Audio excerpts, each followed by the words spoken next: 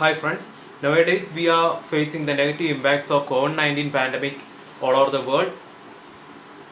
We are in a period of lockdown for several months. We can't go to our college or we can't see our relatives and friends. It is quite boring, isn't it?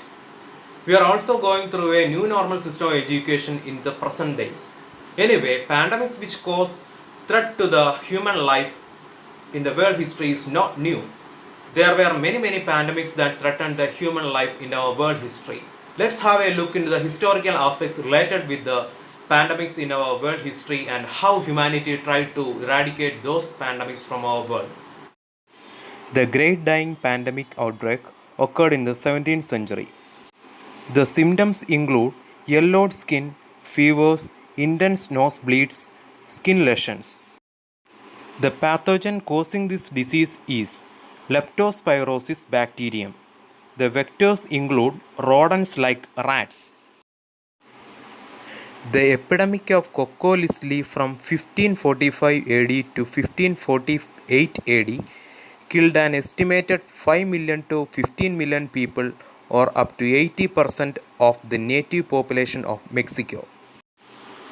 The symptoms of this disease include fevers, intestinal distress, black tongues, black urine, etc. The victims may die within 3 to 4 days. The pathogen causing this disease was hantavirus. The Justinian plague was the beginning of the first plague pandemic, the first old world pandemic of plague, the contagious disease caused by the bacterium Yersinia pestis. The plague is named for the Roman emperor in Constantinople, Justinian.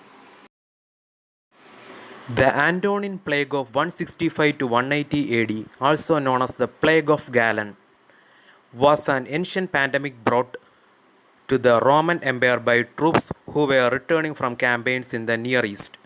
Scholars have suspected it to have been either smallpox or measles. The Plague of Athens was an epidemic that devastated the city-state of Athens in ancient Greece during 5th century BC. The disease-causing pathogen was Ebola virus. Now let us see the development of vaccination in the world history. In Europe, in the 18th century, 4 lakh people died annually due to smallpox. The early version of vaccines discovered during the smallpox pandemic. Smallpox was not a new pandemic during 18th century. In 10th century, it broke out in China and several people died as a result of it.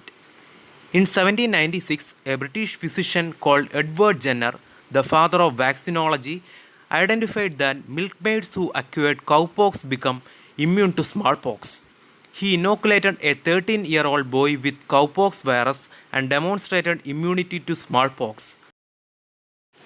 The term vaccine derived from the Latin name vacca, which means cow, and vaccinia is the Latin name for cowpox.